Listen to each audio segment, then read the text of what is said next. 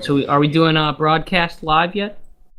Oh, we're 100% live, yeah, absolutely. 100% live, 100% live, yeah. Boys and girls, it's King of the Hill this Saturday, January 31st. We've got some bands going on right now. We have Blueslice, the current, what do we want to call him? Interdictor?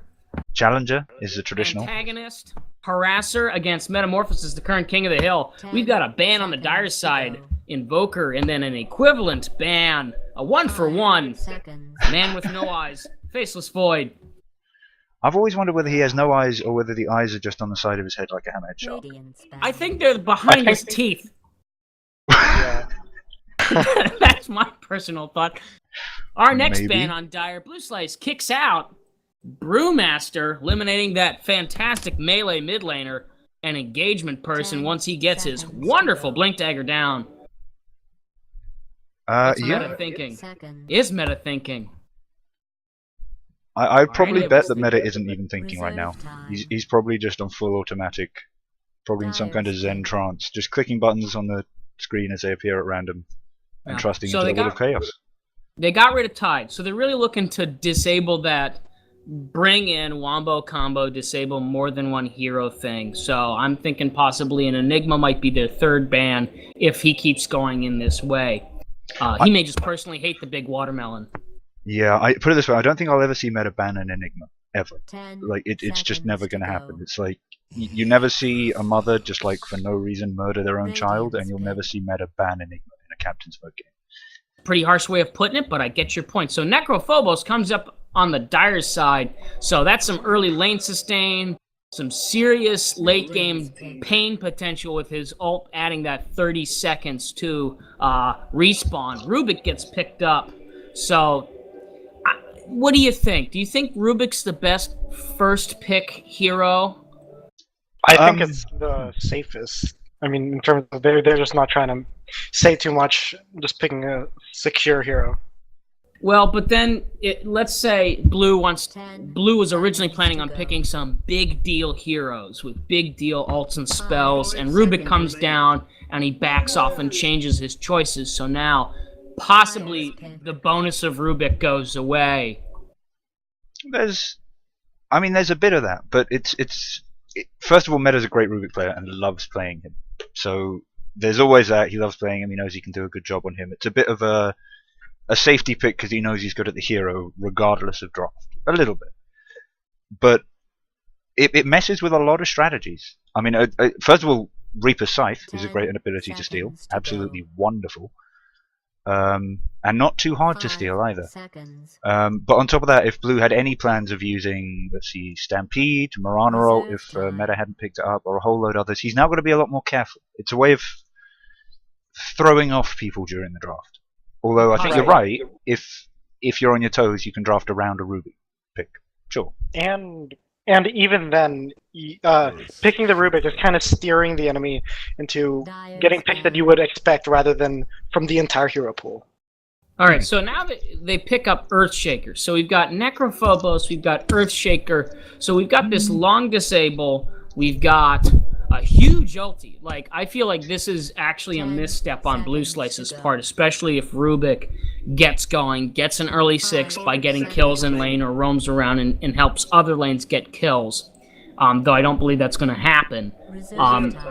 Do you feel so far that we're seeing some sort of cohesion with both teams? Like Rubik Mirana, if Rubik really plans his drop down from his TK, the arrow can hit. What do you think, guys? Rubik's fairly good at supporting a ganking Mirana. He's got a decent disable, a decent nuke, and the aura, if it does get to the stage of reducing magic resistance, you know, if he can get close and if you're still ganking at about level 13, then Mirana's going to be doing a great deal more damage. Sure. A lot of things go with the Mirana, you know? You just need to hold someone still for a little bit to be able to land that arrow. I don't know why people always love doing it with Shadow Shaman. Sorry, not Shadow Demon. Well, it's because it's the classic popular. It also was very cohesive due to the damage amp, getting extra heroes, blocking people. Like it was just, it was at the point a really good choice because Shadow Shaman was too slow. Bane would be banned out. Like if you wanted that 5-second stun, you needed to pick a hero, and sometimes it just ended up being Shadow Demon. I can see that, the Magic Camp especially, but certainly Rubik can make certain an arrow. Yeah. So Razor gets banned out by Dire, so they're looking to prevent that damage steal. They're looking to prevent that Aghanim Scepter tower push. They're preventing that negative armor, his passive, the ring. So they're looking to deal with that. So they might be looking for a hard right clicker to be in either an off lane or a safe lane. But then we see Slark banned out, so I don't know what's going on anymore. Perhaps he's trying to... It's all too much. Right. Perhaps the ban on the Razor and the Viper is kind of opening up the game for, say, a hero like Bristle or a greedier mid like Morphling. That's a good point. I actually like that point. Having Viper banned out, in some ways, is respect to you, Grumble, but you're not playing. But yeah, I do see that's a very good point that they're looking for maybe a greedier mid, maybe Bristle or something that really does not need that shutdown that Viper and Razor both bring to the table. I mean, Blue's a bit of a wild card player. I don't often see him draft, but I'm assuming he's drafted in the same way. And there are a couple of the heroes that you don't often see mid because they can be torn to shreds by people like, and let's just point out that all the Dire bans are mids, Invoker, Brewmaster, Razor, or Viper. Like, we could be seeing a Meepo mid. We could be seeing a Morphling mid, a PA mid, something kind of very, very squishy that most people that wouldn't want to do. Blue is a box of tricks, and you never know what you're going to get until Christmas. So the fact that we're seeing 4 very kill-heavy, devastating early game mids being banned out by him means we're probably going to see... We could well see a safe lane Necro, even an off lane Necro. That has been done and is being done more recently. And some position 1 mid, possibly even a Meepo. I'm beginning to wonder about Meepo. I seriously think it might be. Well, I mean, so there goes Bristleback. So that's one of our choices. Right. I actually think that Bristle would have been a fantastic choice to even put mid lane. Get him Basilius or a Bottle or something that gives him that passive mana regen to deal with his spells that cost low. Reserve time. And maybe later on grabbing an SNY as well. Ooh, a chase on Bristle is nasty. Actually, I like that as a mid lane Bristleback picking up an early SNY over a Vanguard or something similar. Actually, would be a fantastic choice. Though I don't know, maybe it wouldn't even work currently with Dire's draft. Imagining Bristle going in and trying to out-sustain Necro and Earthshaker. Oh, and here he comes, the Outhouse Devourer. This is one of your favorites, isn't it, Dust? You love this hero. I love Outworld. I love him. I'm terrible at him. I'm pure shit. But God, do I love the, wailing on people with pure damage after you just go around dropping 180-second nukes on everyone's head. It's bad. And he's got that wonderful disdainful gesture when he traps people in the prison. It's just a kind of he's got a disdainful face. He's just like, I'm made of crystal, but I've got weird horse hoof feet, and I'm brown on the bottom, but I go around talking about bad shit that might happen. Dun dun dun. What do you think about this Undying pickup, though? Up on the top lane. I think it's a great pickup, because imagine Undying laning with any of the Radiant heroes. They're going to lose a lot of strength, and they're all pretty squishy. Yeah, exactly. Other than Outworld Devourer, who just imprisons him and goes, well, that was fun. You now have no mana. Well, even Outhouse. I mean, if he does get landed a couple of those, rips or split earth or something, what's it called? Decay. That's the one. He'll be below 500 health in the first couple of levels. Not that I think they're going to be laning against each other, but that would be really, really painful for an OD. So now we got a Centaur Roadrunner pick up post and dying, and then Nature's Prophet picked up on the Dire's side. I feel that I think if they build Nature's Prophet in a way that he immediately is capable of responding to events, he's a good pickup. In all other situations, I don't know if he was a good choice for the Dire team. There's a lot of AoE coming out from... There's a lot of wave clearance as well coming out from Radiant, which is going to get in the way of Nature's Prophet. But we know David, he is a very, very strong Nature's Prophet player. you know, he's good at watching the map. He's good at bringing the split push while you've got a very tanky team fighting other 4 heroes going for it. And if you look at them, they've got 2 big heals and another. I mean, Earthshaker isn't the tankiest support. Like I think even Jakiro out tanks Earthshaker weirdly enough, but he'll get a bit tanky. He can get in the front lines. And Undying and Necro, that's a whole load of heals, especially if Necro gets mech. I'm just trying to work out who they need on top of this. Who's the position 1 for Dire that just makes this all make sense? Because they need range, otherwise the tri-lane's going to suffer. Well, they've got...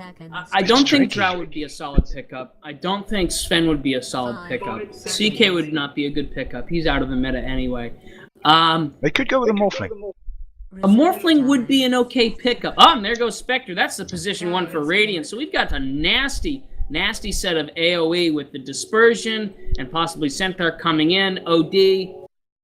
I keep on coming back to OD because I like him so much as a hero. I'm genuinely concerned about Dire, even though they have 2 int heroes. They have 2 int heroes that traditionally don't build int items. And then you have 2 strength heroes that relatively have a low strength gain. I feel that if they are not careful, OD may come in and just rain hell upon them like he is wont to do. Unless he gets totally shut down, and then that's also what he is wont to do. I feel like the Radiant team has a lot of cohesion in terms of, at least early in mid-game fighting, because anything that one hero does will set up the next hero spell. Any Astral Trap will possibly set up an arrow, possibly set up a stomp. Any Telekinesis will set up a stomp or arrow, and nice. Just as a lot of follow-up. Yeah, it's also got that great combo of the Mirana ult combined with the Centaur ult. So you can go in really fast, invisible. Or go in invisible and go out really fast if things go wrong. Yep, and then Spectre comes in to clean things up, or Spectre starts the fight. Centaur comes in, continues the fight with the bonus strength gain. Stuns, stomps, Mirana ults to give people coverage. Outworld comes in, just polishes everything off with a glass slate upon the ground. There goes Lycan. There's their position 1. I don't know. I don't even know. I feel like this is a watching Arteezy just shit on someone's bed today. Do you think so? I mean, put it this way: if you howl and Nature's Prophet has those treants up, or is it the aura which affects the treants? But either way, you can get a huge amount of damage. You can tear down towers in seconds, even at level like 2. That's true. They're going for different strategies. It's going to be interesting to see how they crash into each other. Do you want to do the play-by-play, by the way, Dust? I'm happy to be a co-cast for this one if you want to lead it. I'd rather be a co-caster because my mouth doesn't work so good when I speak fast. You could have fooled me. You were, generally speak, at a pace far above that of a normal human. But, when I have to think, problems happen. C'est la vie. Do you guys want to introduce one of the teams? Absolutely. Or Ray, would you like to introduce the Radiant team? Sure, Radiant. So, Guardian of Cenarius on the OD, heading mid right now with Null Talisman and Tango. Gimli heading top, off-laning as the Centaur. 1 Ward and 1 Sentry on him, and Metamorphosis paired with Gal on Mirana. Metamorphosis as the Rubik. They're going to be our roaming support combo, I'm assuming, and Psionic Lord on the Spectre safe lane. It looks like they're going to try to pull a no Tidehunter here, sacrificing Davide. What? And it might happen. Look at this. Here they come through the jungle. Meta comes in, puts his ward down. Psionic behind, Gal is here, walks right in, sees, and there is nothing. And no, but here we go. What's Star gonna do? And the trap is sprung. But what are they? Nobody has boots. Oh, Davide's okay. Davide's TP'd in behind. Davide's TP'd in behind, so they've got the Tombstone down now as well on Gal. They're getting a decent amount of damage on him, and he went for arrow, not leap. So that's going to be a little bit tricky. But I don't understand this giving away the first kill strategy thing. It's odd. First blood. First blood. Given to Wizard, and I might as well start introducing the Dire team on that point. We have Wizard on the Undying with his fantastic first blood. Then we've got Blueslice on the Necrophobos bottom lane. We've got Yala up on high ground, stuck by himself for forever. That's Howloon. For Cone is the Lycan, and then David mid lane as the Nature's Prophet. Holla holla, gotta get dollar. That's Howloon up on the cliff there, and this is one of Meta's. This is the other reason Meta loves playing Rubik, because he's really good at at cliffing people. And Earthshaker's kind of stuck there now. He's got to wait for the TP. He's got to wait. Okay, the courier's on the way out to him now, but it's going to have to run down into the river, be a bit exposed. It's a really good way of messing up someone's early game, basically. Yeah, but the thing is that of all the heroes that you could block and trap over an extended period of time, Earthshaker's one of the heroes, one of the 5 that can really just sit there and just go, whatever.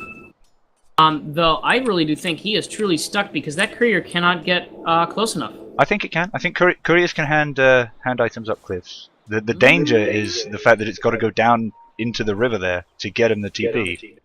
This is a little bit nuts. Over on the mid lane, we do see OD getting much more last hits than the Necrophos. Is that the matchup? It's Nature's versus Necrophos. Never mind. Yeah, which is actually Nature's versus OD. is a bad lineup for David. Anytime OD fights somebody that's an int-based hero, he wins. He just steals your damage, adds to his damage, and just, rains on your parade. I'm not sure I buy this either. I'm not entirely sure about Blueslice's strategy going into this early game. And I gotta say, I don't like offlane Necro. That seems too squish for me. They're diving Gimli top onto the T1 and... Oh man, he's sub 100. He's sub 50. Here comes the Wolves. Wolves can't do it. Comes in, saves everything. Look at that. Gal. 3 support hero rotate. Gal's There got an might be a arrow. turnaround. Oh, here we go. Here's the mana. Here's the mana for the arrow. Arrow goes out and boom. Dunk! Goodbye on Gets Cone Wolf. David, he gets out though. Come on, Astral Imprison somebody, Centerist. Come on. Oh no, thrown the wrong way. Spell. Who are we trying to kill here, guys? Let's make a decision. Cone Wolf taking a lot of damage. There's the Astral Imprison. That's going to be a second And now they've kill. got a target. Lots of uphill misses. Cenarius just trying to block here mainly. They're going to get the kill. Double kill. 2 for none. Oh, but I mean, what do you think about that response that you had Rubik and Mirana TP tier 2 lane, come around, shoot an arrow out, get a pair of kills out of that? Do you think it was way too ambitious for Dire to actually, make that push, make that early game kill? Definitely, I would have called him off at the T1 and not dove it, or not. They shouldn't have dived, and the TPs I think came out too late, but they were good enough, and they punished them for greed. Howloon's off the cliffs. In other news, just thought I'd mention that finally 3 happened. minutes in? Yeah, I saw that. Level 1 with 35 XP. Yeah, they What weren't is going to that, be able to 8 catch up. minutes? They weren't going to be able to catch up with that Centaur. Like, it wasn't going to happen. They didn't have any more slows or stuns, so they could have backed off a long time earlier. The rotations were a bit late, but on point.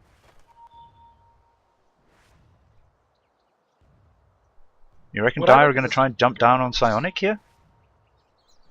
Seems a little risky to me. So obviously with Spectral Dagger can just jump straight over any fissure block, so that's not going to be able to keep him pinned for long. The only hero I could realistically imagine them killing at bot lane right now is the Rubik, but there's a Mirana support coming in from the jungle to back him up. Yeah, it's a bit tricky. I'm not sure I would have the supports down here and turn this into an aggro tri-lane, to be perfectly honest with you. I think it actually penalizes Halala's lack of levels. Oh, but there comes the arrow, just like we mentioned during the draft. Beautiful fissure, does manage to get Meta really low. Meta goes down, first casualty. Blueslice being brought low. Psionic might go down as well. He just needs a little bit more damage. He's sub 50. And they've got the Treant under the tower tanking the damage. He's dead. The zombies, done. And that's 3 for 3. Evening it up nicely for the Dire. Meta comes in and kills off Necrophobos, but I mean... But there'll be another fissure if they need it. Howloon just needs to drop it. Drop the rock. Wizard getting the right clicks they need. David, he just needs one more. He gets it. That Orb of Venom paying off on David. Oh yeah, nice pickup. I hadn't noticed that. Cool. They are going to be able to get the Dire team off the tower though without too much problem. It's not going to be going down, not even taking too much damage. Actually, it's building up as this creep wave is just left alone to wail at it. I feel that the trades, even though that there were a lot of, it was a 3-for-0 kill, Necro goes down, Meta goes down a second time. I really don't feel that Dire got a huge amount because there were 3 heroes there. They had to spread the experience between the 3 of them. Mm-hmm. Radiant still have a lead on the graphs. That is very true. It's nice. Meanwhile, you've got OD mid lane. He's got 2.6k net worth. Cone should not be in this lane.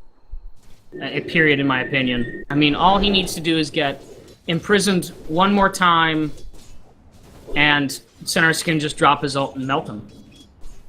Like, well, remember the ult doesn't do much damage at early levels. Like, even have a look now. So he's got, what are we looking at there? About 70 int.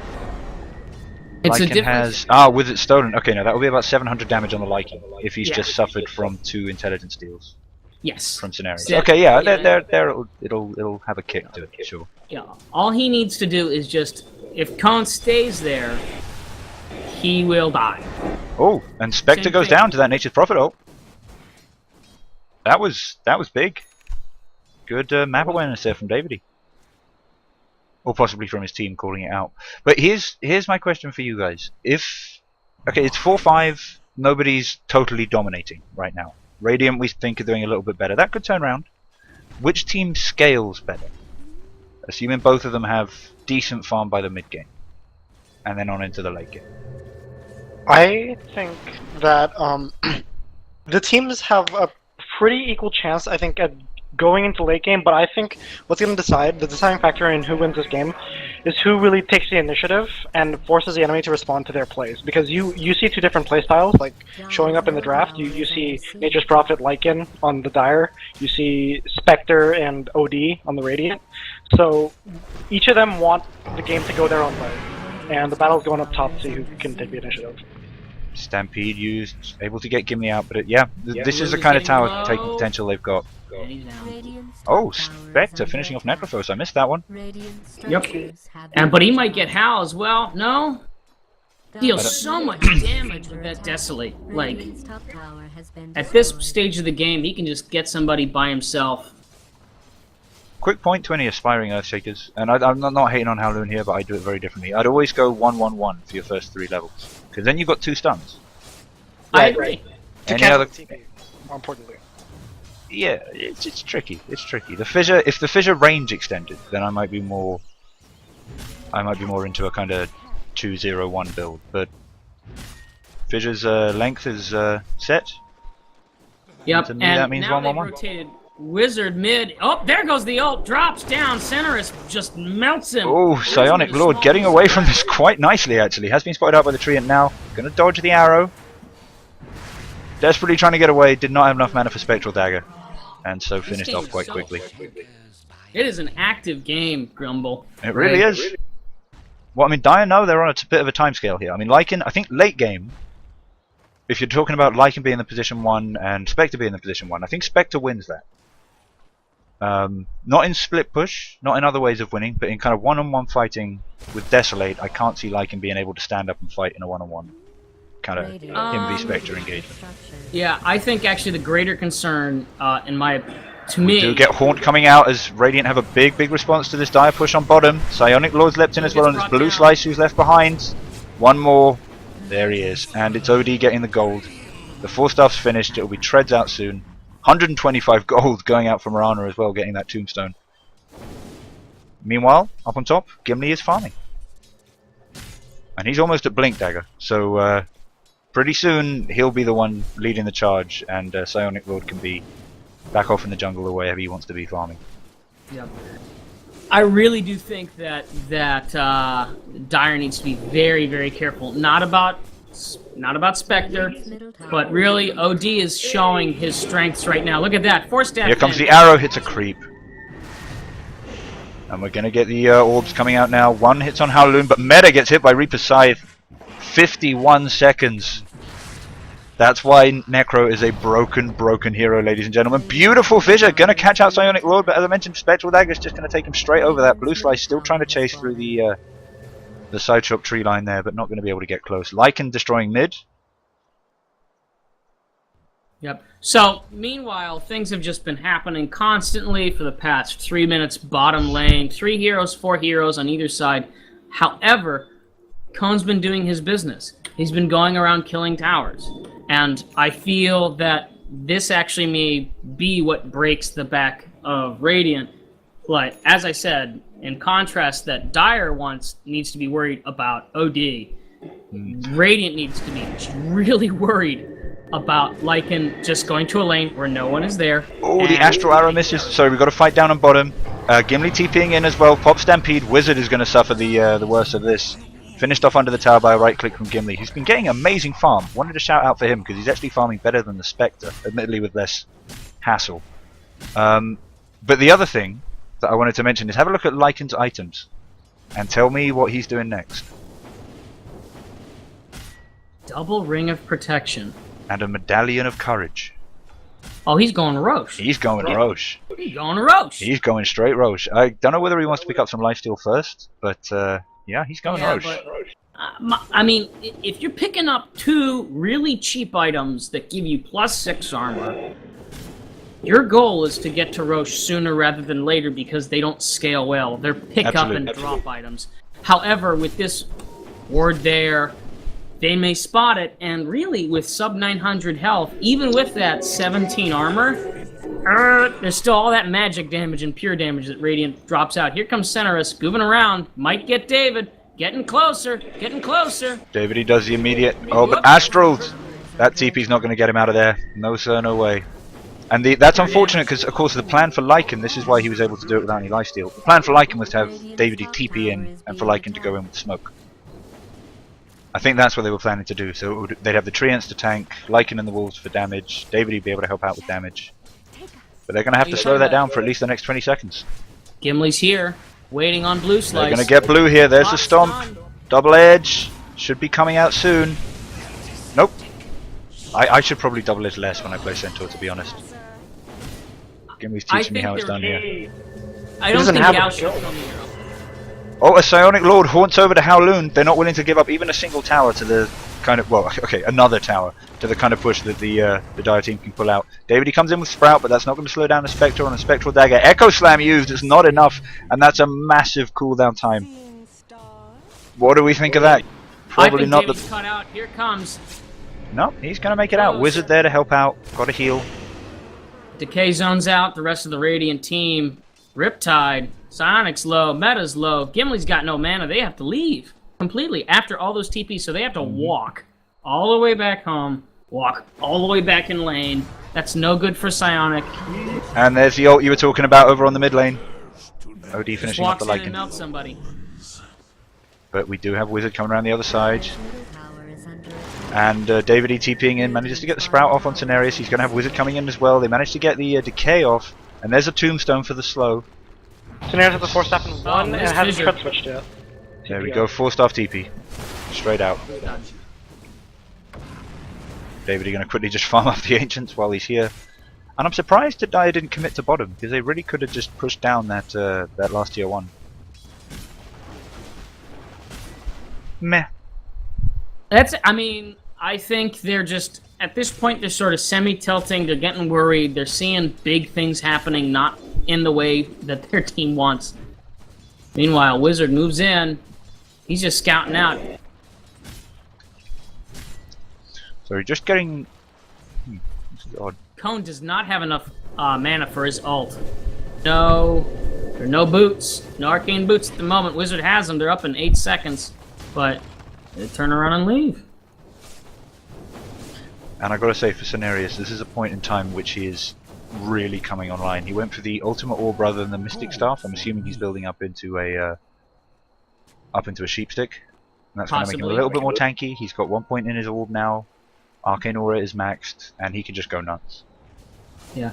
I want to say this. It's 15 minutes in. Necro still does not have his mechanism. He has just brown boots. Ooh. They have an urn. They have arcane boots on Undying. They have brown boots on Earthshaker. They have a Medallion of Courage. That's it. That's the real item. Dominating. David goes down. David Stevenson. He was trying to sneak that tower. I mean, they're like item deprived. Oh, and they very are. They keep on trying things. I think it's at this point where Lycan needs to go into jungle. Nature's Prophet needs to keep the lanes away from their towers. Earthshaker Undying keeps the wards up. Necro farms a lane, and just defend towers. Don't go crazy. Don't go ham. Well, I mean, here's the problem though. For Dire, they've tried to play an early game. They have got the tower lead so far, so that's great. But as you said, they're really struggling on items. But the problem is they can't really sit back and farm the Lycan, hoping to beat out a Spectre late game. That's just not going to work. Well, but he is so far behind. It's not that he needs to get stuff done. He does. But he does not have the items that allow him to get anything done right now. He has the Medallion of Courage. That gives him, 7 armor in either way. I think it should be the Roche, what we were talking about earlier. I mean, at this point, Roche has 7,500 HP. Well, then send in Davide. Get a smoke on the Here Lycan. comes... Oh, as we have a big team fight going on. Nice fissure there from Howloon. Catches 3.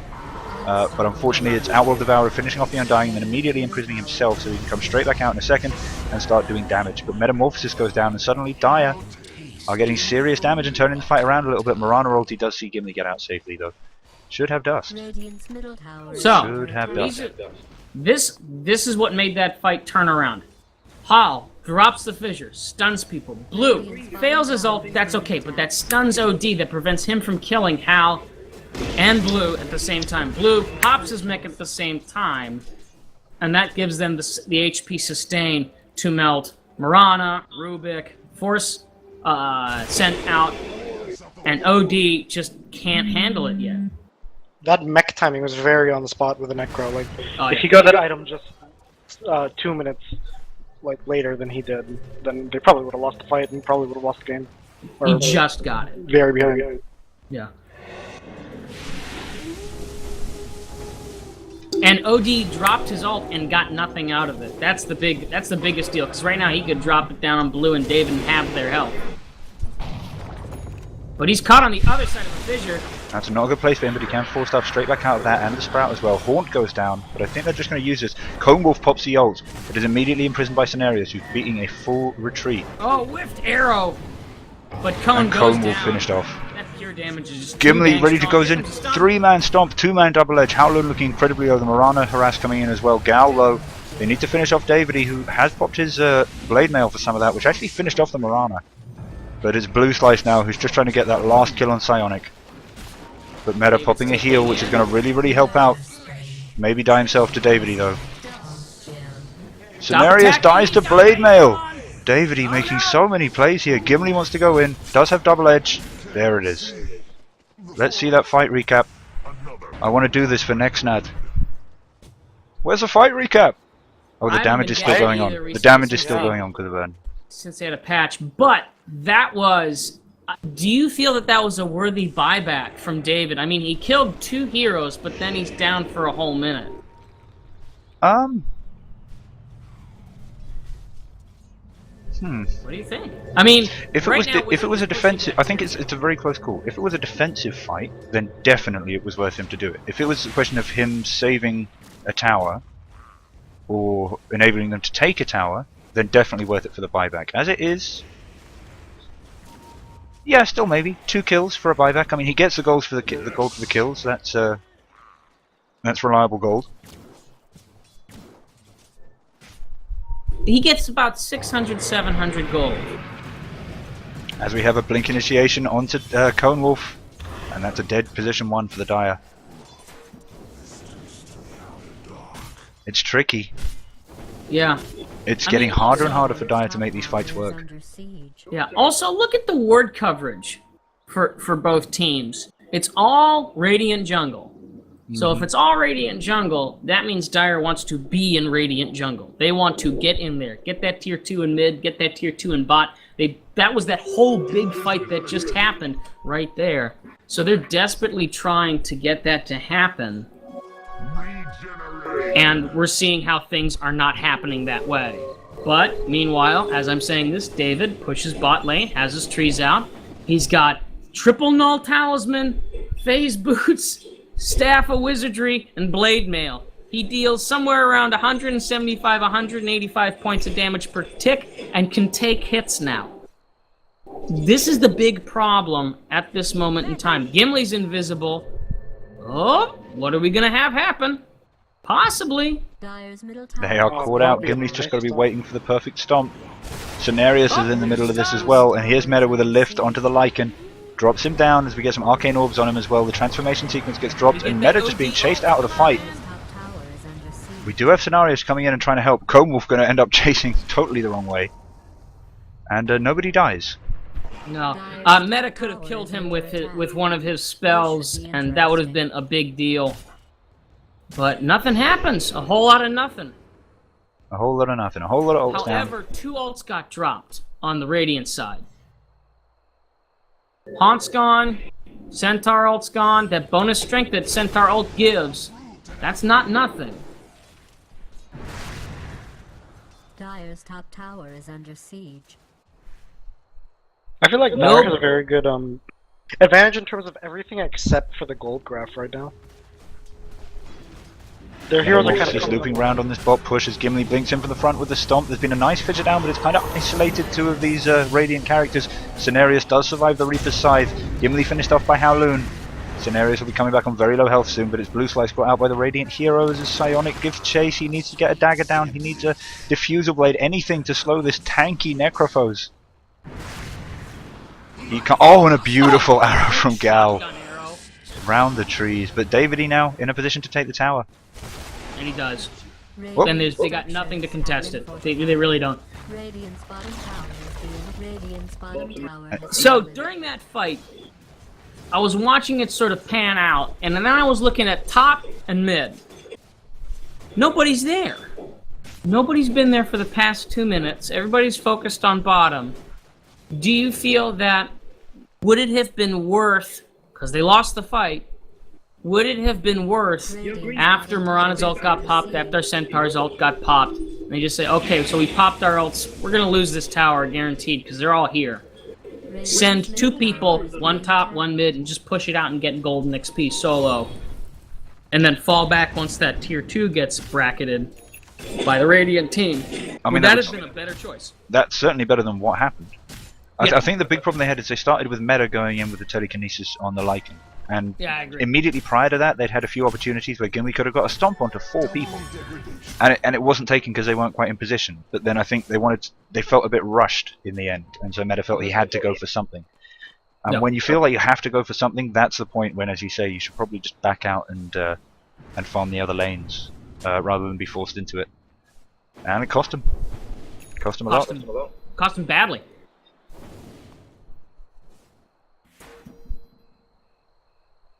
As we do have Dire moving up on mid, Mirana ulti is popped. Gimli, I think, just staying out of vision. Nope, not staying out of vision as there's a sentry drop to try and catch him, but it's Meta who eats the Sprout and is finished off immediately.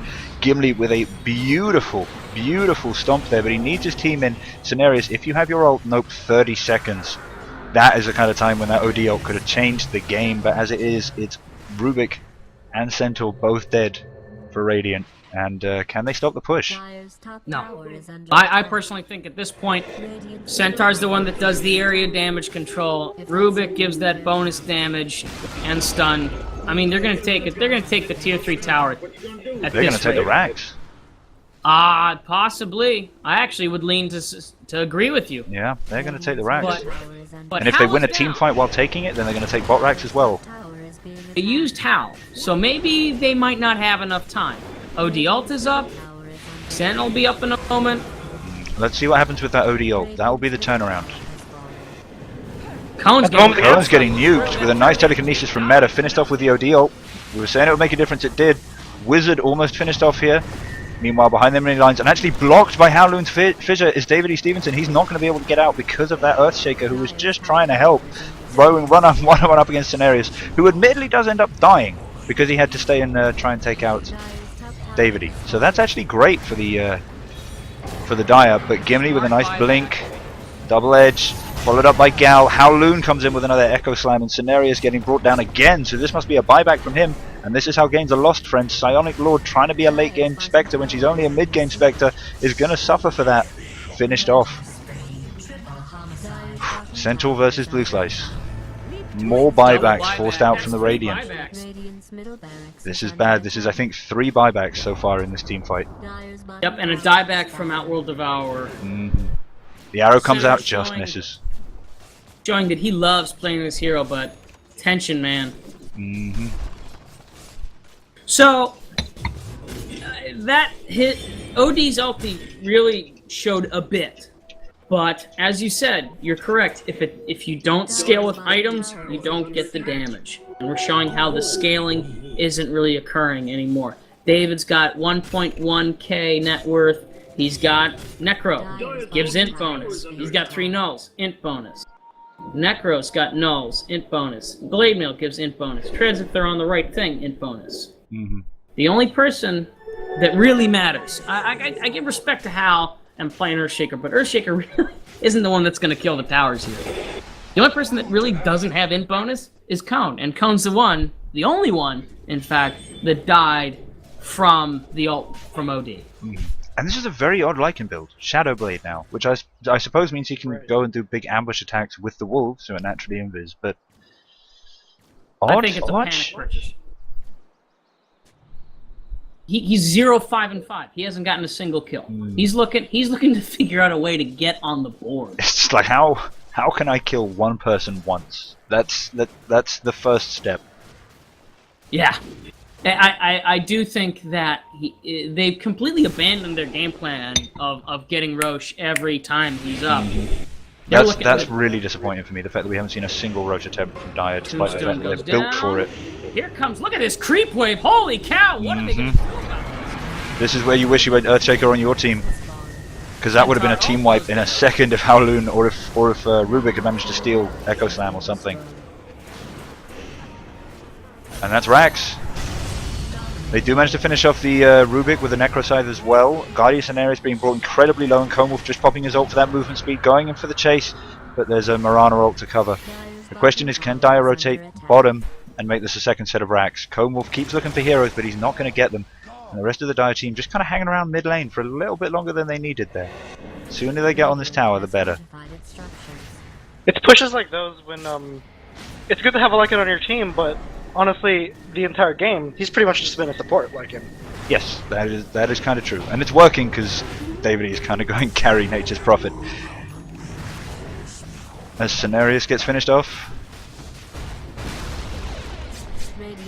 and actually that was actually enchant totem right click from Howloon to finish off that tower. Nice little bit of style in there.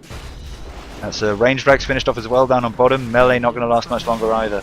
And they do still have creeps in the base over on mid lane, so there's no backdoor protection. And that's 2 lanes of Rax.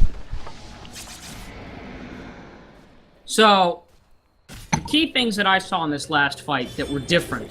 OD's ult finally didn't kill anyone. Killed nobody. Did a lot of damage to Cone, as I keep saying. Did no damage to anybody else. So his scaling is now down. Top 2 net worth people. We've got Nature's Prophet. We've got Blue on Necro. They're now setting up to Roche finally. We've been waiting for this fight since the sub-0 minute mark. As soon as we saw Lycan, we wanted this fight. You could easily have done it, what, at 6 minutes? It's now 29, and you could easily do it right now with either Davide or Conewolf. But they want You're gonna send 4 and make sure of it. That's fine. That's cool. Earthshaker's out scouting with illusions as well, so that's good. They're making sure of this, and there's no reason not to. But then they pick. Then Blue gets. I don't understand giving it to Necro. Necro's the one who's liable to die. But the thing is Necro's liable to die. But who keeps dying in team fights? Who is the one that dives in and gets melted? Let's have a quick look. It's not been Necro. It's been Conewolf. Yeah. It's been Lycan every single. So, and also I feel that Lycan is the perfect pickup. He comes in, dives in, tears a whole bunch of stuff up. His team is behind him, and then he, gets regains, ults, and leaves. I mean, I think he's got a Shadow Blade. The argument against it would be Lycan is not a great Aegis carrier because he can only pop his ult either before or afterwards, not both. And he's only really good when his ult is popped. So if you give the Aegis to Lycan, either he goes in without popping his ult and does nothing before he dies, and then pops his ult and does some stuff, or he goes in with the ult and does nothing after he dies, and probably just dies once. If he howls, he's a good engagement. Gimli though with a beautiful blink stomp. Needs to get a double-edged damage down as well though. Oh, and a beautiful Echo Slam comes out from Howloon. This is looking very, very bad for Dire, but they've only lost 1, and OD has gone down as well. Howloon being chased by Psionic gets finished off. Now going to want to look at Wizard, but running into Davide and Blueslice as well. So 2 for 3 in favor of Dire, and this is possibly going to be bot racks as well, do we think? The arrow comes out, nuts Wizard one right in the face. With just Sent and just Marana and David buying back, they can't do anything about it. This is game. They're going to pop at least range tracks, and there goes the GG by Metamorphosis, giving up that kill, passing his crown on, saying, oh, geez, get it over with. We're done. Blue is now the new King of the Hill. Saturday Night Combat, Dota 2. Wave With me gamers, tonight was woo! Grumble Duke, as well as Ray. It was a good game. We saw Radiant kick a whole lot of ass early game, mid game, and then things just, I don't know, they fell down like all the towers that got popped by Lycan. Right, the gold graph was basically Everest. Going up and straight down. It's all about, I feel it's all about engagements. Like, things went really well for Radiant when they engaged. They came in, you know, they stunned, they did damage, Centaur had his ult, gave that bonus strength damage, gave that bonus engagement, OD came in, stole, and boom, melted people, pure damage. That all happened until like 20 minutes. And then something stopped. It just stopped. Right, and that leads to the question is, does OD suit the way mechanics in this game have been tweaked since like TI3, since when he was very popular? If it's about like death balling as it is, as we saw in this game, was OD the right pickup?